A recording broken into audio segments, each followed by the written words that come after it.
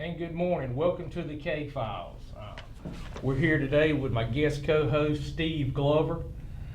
Steve Glover and I have been friends for probably 20, 30 plus years. Steve is a retired law enforcement officer here in Nash County. He's a retired investigator with Nashville Police Department.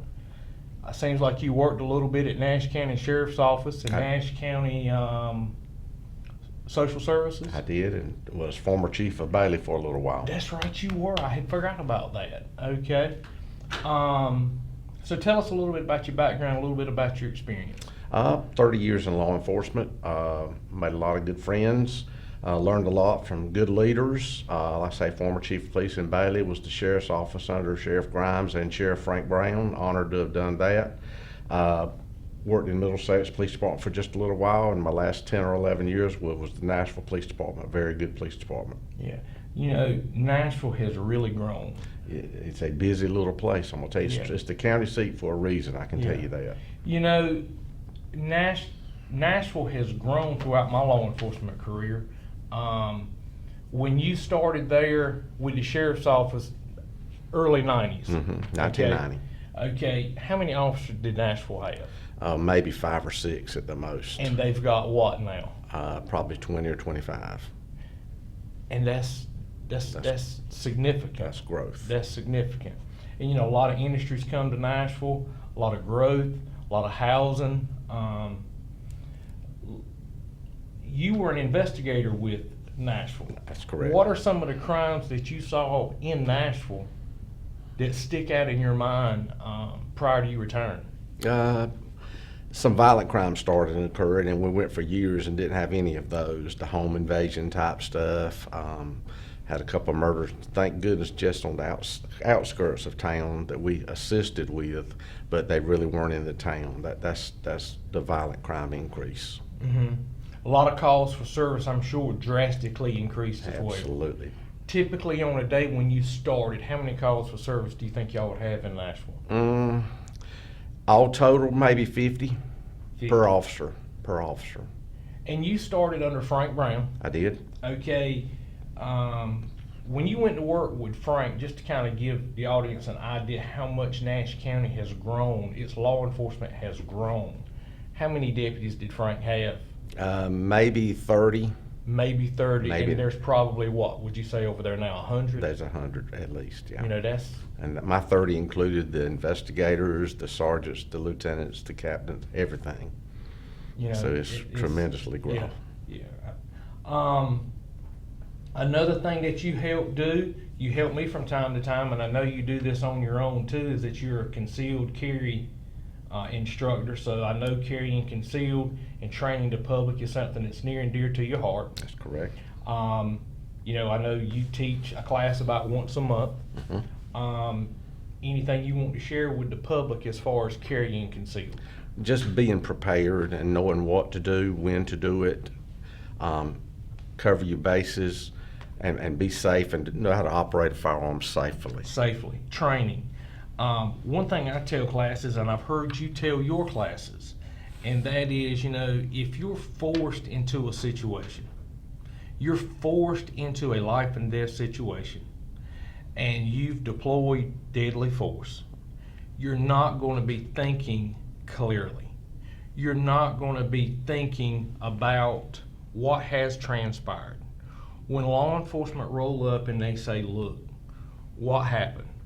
And they advise you of your Miranda rights. You know, they advise you, you know, sir, ma'am, whatever you say can and will be used against you in a court. That's not just something they see on TV. They mean it. We mean it as law enforcement officers when we roll up.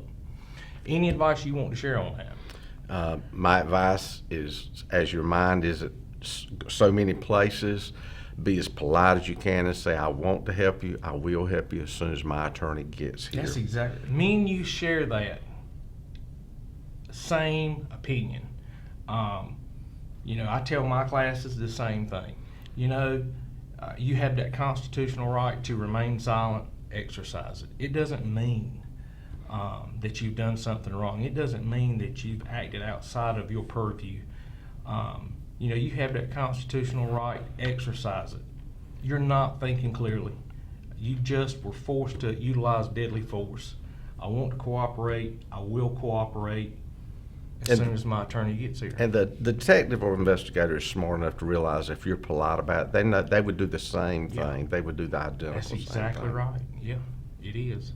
And the attorney's not going to help you fabricate a story. He's going to help you with the story to bring it out truthfully so Well, everyone can understand. The evidence is going to support whatever your lawyer helps you craft to state to law enforcement. Yep, that's correct. Yeah, that's something that me and you have talked about in the past, that me and you share pretty much an identical opinion about. So let's see. How long have you been retired? 4 years. 4 years. 4 years, and it's changed tremendously in those 4 years. Investigations have. Who is the chief currently at Nashville? JT? JT Winston. JT Winston. He's actually going to be our guest this coming Thursday. Great guy. He's done a lot of good things already for Nashville Police Department. Puckett did a lot of outstanding things for Nashville Police Department. He's since retired, gone to work, I believe, as a major with NC State University. He did a lot of things. He brought in a lot of good things. K-9 officers, Community Watch. Chief Beshore before him brought in the HOPE program for addiction, and I kind of cast eyes on that to begin with, but I got involved with it with him some the last 2 years, and that was a great program. He was on his point with that program. You know, I only met him once or twice. Do you keep tabs on him? I do. have not seen or heard from him. He and I stay in contact regularly. We sure do. Good guy. He was a Very great smart guy. man. Did a lot of great things for Nashville He Police sure Department did. and Nash County Law Surely Enforcement. did. Yeah, addiction, things like that. What was it called again? Operation Hope? The HOPE program. HOPE. And like I say, when he first formed it, I had my doubts about it, but when he was out of town or whatever, it would be turned over to me, and I would handle that, and it would open your eyes at the addiction. You as police officers, sometimes we get hard-hearted, and we see something and say, yeah, right. Yeah. But when you actually see these people and hear their stories and see them transform and get off the whatever drug they're on, and most ones we had was heroin. That's just a mean drug. Yeah. It is. And when you see somebody transform, that it actually worked, and you help them turn their life around, and they're grateful for it, it softens your heart some. It does. You know, I was just sitting here thinking as you were talking, you know, not just Beshore, but the chief before him. Creech. Chief Creech. I bumped into him at Atlantic Beach. Great guy. Great guy. And who was it? 109 Nash County. Ray Goodwin. Ray Goodwin. Yeah, another great guy. He was a character. Yep. A lot of good people over the years Yeah. have come through Nashville. And I've met a lot of good people, sure have. Cooper. He used to work with Nash County Sheriff's Office. I actually took his position in Nash County. Danny Cooper. Danny Cooper. Great guy. He wound up retiring at Nashville Police Department, and he recently passed away, didn't he? He did. Sure did. Yeah, he was a great guy, great mentor for a lot of us younger guys at the time in law enforcement. Biggest change that you've seen in Nash County law enforcement in your career? The number of officers, turnover,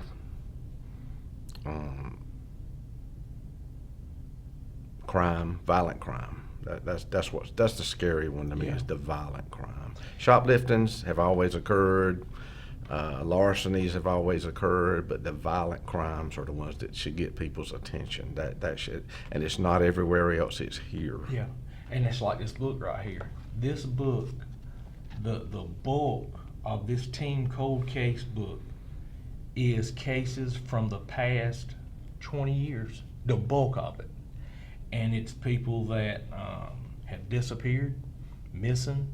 It's unsolved murder cases from Nash, Edgecombe, Halifax, and it goes right into what you're saying. That's, you know, It's here. It is. It's here. A lot of people don't think there's gang violence in Nash, Edgecombe, and Wilson, Halifax County. They're naive. Would you agree? Absolutely. It's on our back doorstep. It's right here at us. And I'm of the opinion that a lot of this crime that's in this book or in our community is perpetrated by a small group of people that perpetrate a lot of crime.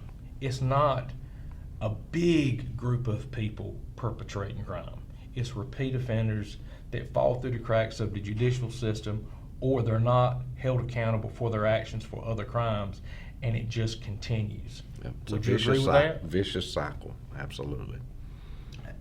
How would you address that? Somebody's got to know something. Somebody has got to have the courage and the gumption and to do the right thing and come forward on some of these. Somebody knows something. And me and you have not discussed it. We have not talked about this show at all. We've not talked about this book at all. No. But you just touched on something. That is, people have got to come forward and share what they know. We're do going the to right stop thing. right here. We're going to take a break, pay some bills. Stay tuned. We'll be right back. Welcome back. One of the things that we've got coming up this weekend in the southern end of the county is the Middlesex Police Department Night Out. That'll be this Saturday, August 12th from 5 to 8. We're going to have live music, the Ginger Thompson Band. Ice cream's going to be provided by Howell Farms. There's going to be numerous vendors. You know, you've been before, right? I have. You got car shows. They're going to be having T-shirts. The Nash County Sheriff's Office is going to be there. In times past, I've seen legislative law enforcement. I've seen legislators. I've seen senators. It's almost like a street fair or like a carnival type setting.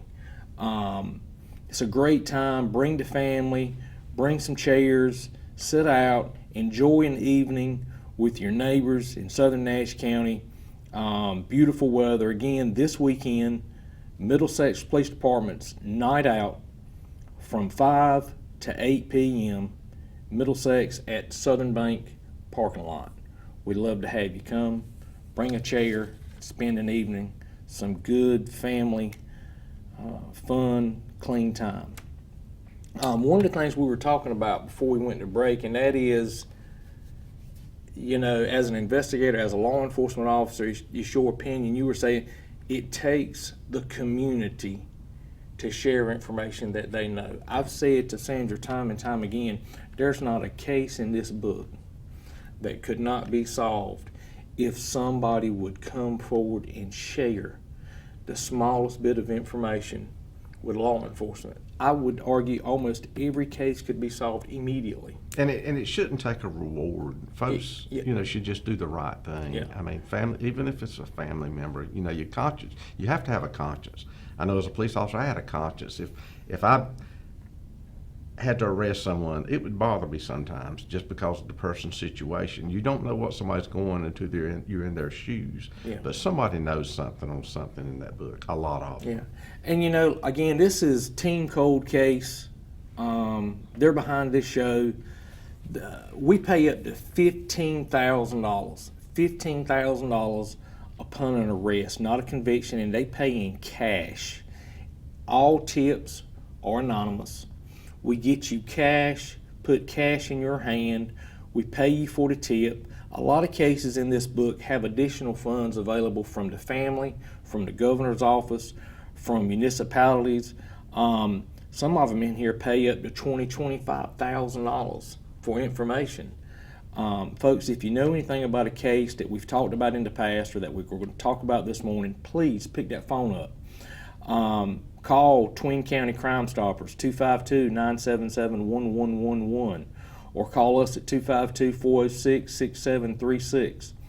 The smallest tip could make the difference in bringing closure to a case. For the family and for the department, the officer who initially took this call, I can tell you, I investigated one.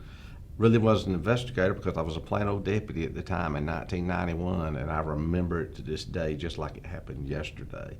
And I went for a long time and lost sleep over that. So it not only bothers the family, it hurts the family, it sticks with the officers. We have consciences, and you never forget stuff like that. You know, I remember being a teenager. The mall here was brand new.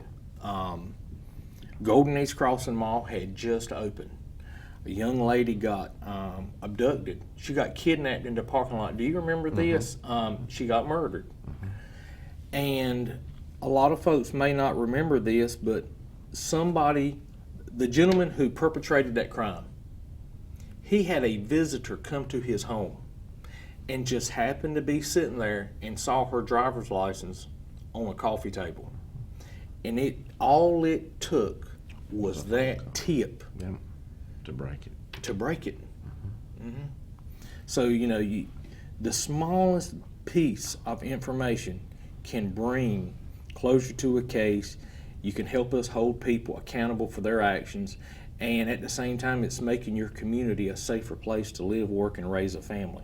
There's one in the book right there. A gentleman owned a business in Nashville. He was a barber. His name was Randy Colgrove. We talked about Randy last week. He very familiar with him, right next door to the police department, and he was murdered. And like I say, it wasn't in town. The sheriff's office handling that case, but somebody knows something. Yeah. I mean, guy was just a barber running a clean business and just trying to make a living. From what I understand, they are so close to making an arrest in that case. Hadn't got any details. I can't even really get any rumors, but from what I understand, they are. And the family deserves closure. They do. And somebody needs to be punished for this. That's right. I mean, it's not going to stop until the people stop it. And again, if people are not held accountable for going out here taking somebody's life, it's going to only embolden them to think they're above the law or that you can't catch them, and they're likely to do it again and again and again. Or when people see, well, he got away with it. Well, I'm going to. away That's with right. It. I mean, he can get. And like I say, somebody knows something. Yeah. Just please have the courage to come forward. One of the cases here, and we've not discussed this case. I said I was going to do this. Halifax County has hired a cold case investigator, and he's only been working there a few months, and his job is solely to go over cold cases, and he has already solved one or two.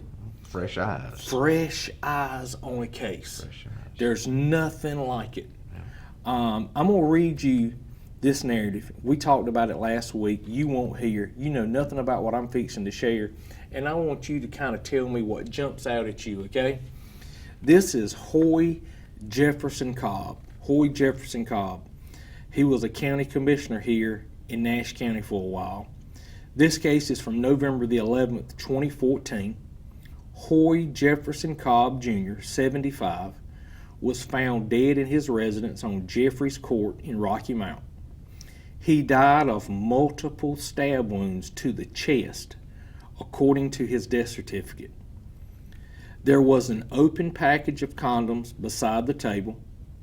A woman's hair tie was found on the floor of the bedroom. According to an investigative report, Cobb had an acute amount of alcohol in his system, according to the autopsy's toxicology report. Robbery was not a motive, as there was nothing missing from the residence. Now, just based on that narrative, and I know it's not a lot, what jumps out at you as an investigator? And we're just going to speculate. We're just two law enforcement officers speculating. The female and the location are two things that jump out at me from what I heard right then, that brief synopsis. Multiple stab wounds in the chest, and what I didn't share with you is apparently a screwdriver was used. Okay, Mr. Cobb was single. Okay, from what I understand is he frequented several nightclubs or bars here in the Rocky Mount area. He was considered by some, and I don't mean this in a negative way, a womanizer. Okay, he loved to cut up and flirt, what have you, with the waitresses. So considering that, anything jump out at you? Somebody knows something. Yeah, somebody knows something. Going all the places that you mentioned, somebody knows something. And people are going to talk. Yeah. People are going to talk. You know, the thing that jumps out at me is when you're stabbed multiple times, it's indicative of rage or anger. Hate. Yeah, something has really built up. Nothing taken from the home. So robbery was not a motive in that case. I wish we could get an arrest in this case. DNA evidence off that hair bow. I wish we could make an arrest in that. That is a Rocky Mount case. I know they're working on it. I know they're giving it their all. But I wish that's one case that I get asked about more than anything is the Hoy Jefferson Cobb case. I do. But like I say, Steve, what we do here is we talk about different cases in this book every week. We reach out to the public. We try to solicit anonymous tips. We try to encourage people to share what they know, to get paid up to $15,000 in cash. No questions asked. We work with the local law enforcement, the DA, what have you, to get cash in these people's hands to help us hold these people accountable for their actions and the terror that they're bringing on the community. And as an investigator, one of the hardest things I had to learn was there comes a time you got to push a case aside. That don't mean you're forgetting it. You've got to push it aside and regroup. And maybe that's what's occurring on a lot of these cases. Oh, yeah. They've done all they can, which I've been there and I've done that. But there comes a time you got to pull it back and say, what did I miss? Maybe somebody else can help me find something that I'm missing or I'm not seeing. And it's easy to do, but as an investigator, that was hard, pushing that case aside. People take for granted, like I say, we have hot consciences and we have hearts. And investigators, I know, everyone I know loves their job, and there's nothing better than solving a crime. So if you can imagine solving 10 of those crimes in that book right there would be wonderful. I mean, closure, and just for the morale of people saying, hey, we can do this thing, we can solve these. And that's why I say, my hat's off to Halifax for hiring Great move. and a retired investigator. I believe he was from somewhere in California, San Diego, LA, something.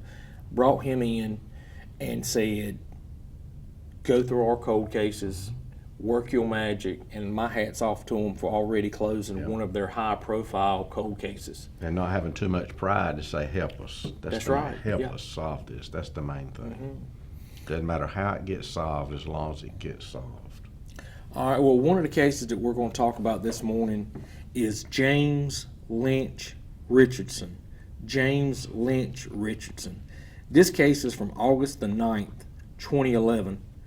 Around 12:41 a.m., Rocky Mount Police received a call in reference to a suspicious event at Duke Mobile Home Park on Raleigh Road in Rocky Mount. When they arrived, a person stated that their neighbor, James Richardson, 56, was lying in his front doorway and bleeding. Investigation discovered that the residence was in disarray consistent with a struggle, and that there was a large amount of blood in the living room area. Mr. Richardson appeared to have been trying to flee the residence. He was beaten and stabbed. Again, James Lynch Richardson. This case is from August 9th, 2011. Terrible. Let's see. Raleigh Road, Duke Mobile Home Park. For some reason, in my mind, I'm thinking that's out towards the Sundrop plant. I'm thinking it's out there. Mr. Richardson, 56 years old, lying in the doorway and bleeding. Investigation discovered that it was in disarray, consistent with a struggle. Clearly a fight. Clearly appears to be like a home invasion. Mm-hmm.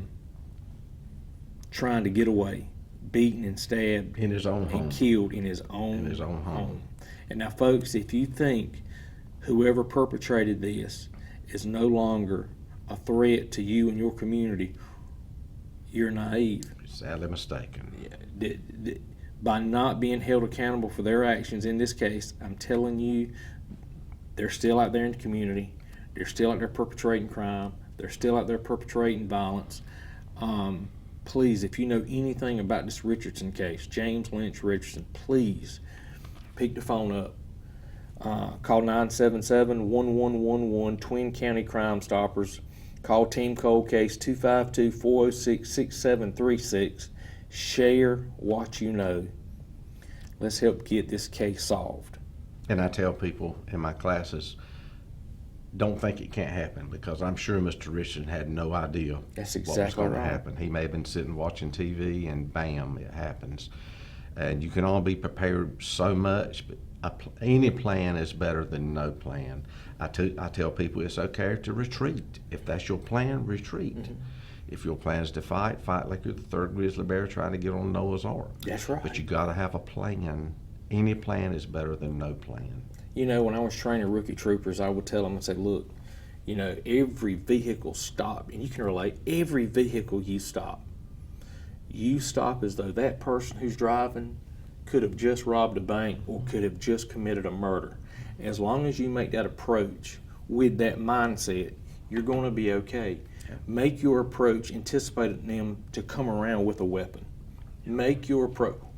Be prepared. Okay? That's right. I did the same It's better thing. to be prepared and walk away and nothing happened than to be unprepared and you make that approach and they come out with a weapon. Yeah. I trained the same way. I'd tell guys, look, when they give you a call, on the way to the call, going through your mind, here's what I'm going to do if this occurs. Here's what I'm going to do if this occurs. At least that's a plan. Yeah. Versus smiling and listening to the BGs or wherever you're going to onto the call singing. You got to be focused. Yeah. You got to be focused. You know, my family does electrical contracting work, and I worked with my brother Jerry here in Rocky Mount doing electrical work as a young child. We were twisting wire nuts and pulling wire at 10, 12 years old, just what we do. And he put me on a scaffolding down in Benson, and I was scared. He says, it's okay to be scared on the scaffolding. He said, because as long as you're scared on this scaffolding, Cautious. you ain't gonna fall off. Cautious, yeah. He said, but now the minute you're not scared on this scaffolding, you're gonna be getting up off the floor. Yeah. And look, you know, knock on wood, Yeah. I never fail. No one cut up any more than I did in law enforcement, but there was a time and place to be serious, and as soon as they called your call number, that was a time to be serious. That's right. That's right. Well, Steve, we're going to take a break. We're going to pay some bills, maybe go to weather, but we'll be right back. And welcome back. Got my good friend Steve Glover here. He's a retired investigator with Nashville Police Department, worked at Nash County Sheriff's Office under Sheriff Frank Brown, Jimmy Grimes. You never worked under Jenkins, No, did you? did not. Okay. 30-year lawman, good personal friend, works with me from time to time teaching concealed carry. He also teaches concealed carry on his own. We've been talking about a few cases this morning. Another case that I wanted to talk about is the Travis Lynch case. This is a Nash County case. It's a Middlesex case. I wanted to read this to you and kind of get your opinion on it.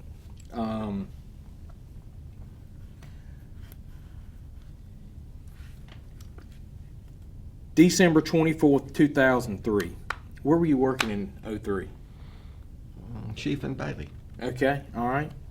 Travis Lynch, 12/24/2003. Travis Lynch was last seen on Christmas Eve, 2003. He had been drinking heavily at a friend's house, and he and his girlfriend, Carlicia Whitley, went to her home on Claude Lewis Road in Middlesex so he could sober up. He was last seen leaving her home at 1 a.m., trying to get to his own home on Glendale Drive in Wilson.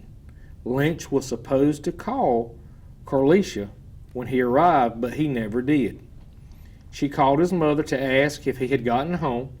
When Travis's family members went to Middlesex to ask about him, they weren't allowed inside. His mother reported him missing on December the 26th. He has never been heard from again. His car a white 1992 Pontiac Grand Am with North Carolina license plate RZS 4814 has never been found. A photo of a similar car is posted with this case. Lynch had purchased the vehicle just a day before he went missing, after his previous car was damaged in a crash. 4 months after Lynch disappeared, a mobile home owned by Carlicia's family was destroyed in 2 fires. The residence, which was on Stony Hill Church Road near Bailey, did not have electricity at the time it was burned. It initially caught fire April 23, 2004, but didn't completely burn down.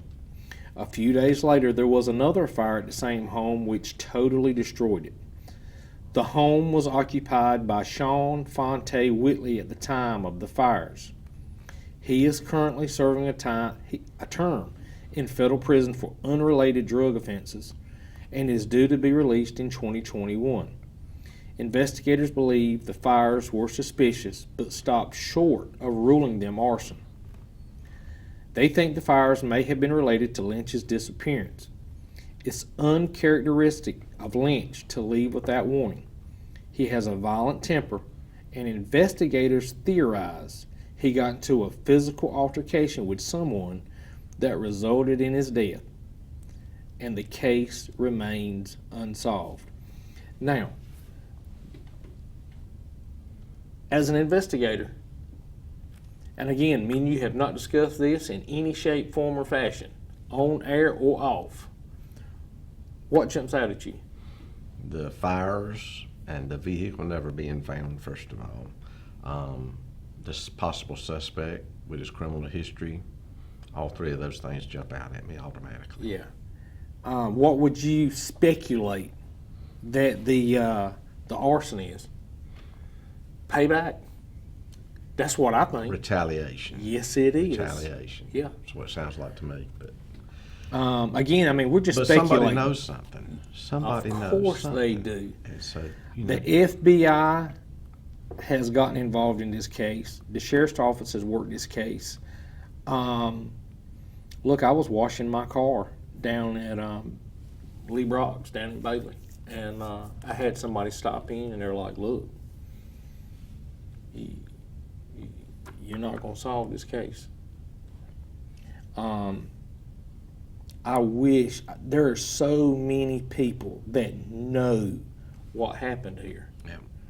I wish they would pick the phone up, call Nash County Sheriff's Office, share that little piece of information that you know. Everybody down there knows what happened. Everybody knows. But with retaliation involved, Yep. fear is involved. That's right. The fear of coming forward. And that's sad because it only emboldens that behavior, Yep. that intimidation of, if you run your mouth, Yep. I'm going to burn your house down. Yeah. Or, you're going to go missing, or I'm going to tear up your car, or I'm going to burn your car. Okay.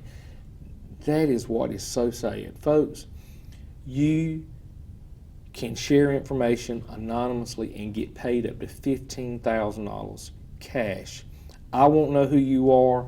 Steve won't know who you are. The people involved in this case won't know who you are. Please pick that phone up. Please share that little bit of information that you may know. Even if you think it's minute, it could be the part that could be the tip that busts it wide open. Yeah. And bring some closure for these people. Bring some closure for them. And the reason I want it addressed, and I really want it solved, and I really want folks help. Man, this is our neck of the woods. Yep, it's home. And, these people who did this and the people who are covering it up are in our community. Yep. And you're not as guilty, but you're still contributing to it. Come forward. Do the right thing. It's not hard. Mm-hmm. When I trained officers, just do the right thing. Everything else will take care of itself. Talking about that, when I was on the highway patrol, I was one of the first people to get a camera in my car. Man, this has been 20 years ago. I was tore out of the frame over it. I was tore out of the frame over it. And one of the older troopers come up to me and he said, "JP, are you going to do anything illegal or unethical?" I said, absolutely not. He said, well, don't worry about the camera. He said, are you going to mistreat the public? I said, no. He said, don't worry about the camera. He said, you go to work, you do what you're supposed to do, you treat the public the way you're supposed to treat them, you do what you're supposed to do, and you just do your job like that camera's not in your car. And you know what? I got to thinking about it, and he's exactly right. That's right. The camera's not going to lie for you or against you. And, you know, that camera will save you. Yep. The public picks the phone up, calls the highway patrol and says, he called me this, he did this. Any kind of complaint you can imagine. Yeah. You know what? That camera carried some weight when you go into a courtroom and you put that DVD in, and this person you've arrested is threatening your job. He's telling you that he knows a county commissioner, or he knows a legislature, or he knows the governor, and they do. And you're like, you know what? I am so glad Yeah. I got this tool. I retired just before they came out with the body cameras, and I would have been a big advocate for it. I can tell you, my actions would have never got me in trouble. Now, my mouth may have caught me a couple of times, because as a 30-year police officer, one of the worst habits we had was foul language. And that would have probably got me a couple of times, but my actions would have never have got me. But you know, we were hired to be law enforcement officers. We weren't hired to be, you know, Sunday school That's teachers. it. That's it. And I hate to say this, some people, that's the only way they understand. They can't speak That's exactly man right. to man. You have to, I hate to say it, you have to get on their wavelength, and that's the only way you had to get on their wavelength sometimes. That is true. And it's a terrible habit, but you had to do it. It's a necessary evil sometimes. Yeah, you're right. You're exactly right. Well, again, folks, if you happen to be in the Middlesex area this Saturday, August 12th, 5 to 8, please come on out. Listen to the live music from the Ginger Thompson Band, ice cream from Howell Farms, numerous vendors. We'd love to have you. Bring a chair. Good family fun. Again, Steve, thank you so much for coming on. Enjoyed Thank being you here. for helping to co-host. As always, friend, thank you Enjoyed for being your law enforcement career here in Nash County. And for everybody tuning in at home, thank you for tuning in, and we'll see you next week.